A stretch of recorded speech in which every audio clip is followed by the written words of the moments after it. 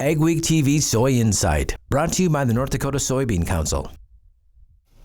Planting season is slowly starting in the region, so as farmers get ready to plant their soybean acres, what should they be aware of? I find out in this month's Soy Insight. More than likely, people will not be pushing the early planting date.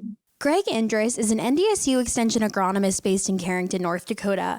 Due to the wet soils, especially in the eastern part of the state, he suggests holding off on putting the soybean crop into the ground and planting cool season crops such as small grains first.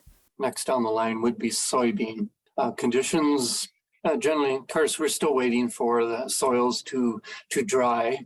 It's more, at least in this region, it's people are just waiting for the surface moisture to dissipate. Soils have a ways to go before we start planting some of our warmer crops. Chris Augustine is the director of the NDSU Dickinson Research Extension Center.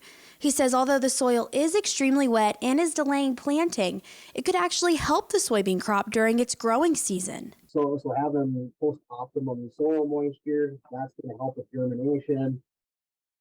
That's going to help getting a healthier plant faster and sooner. When it is finally time to put soybean seeds into the soil, seeding rate is important to keep in mind for a plentiful crop.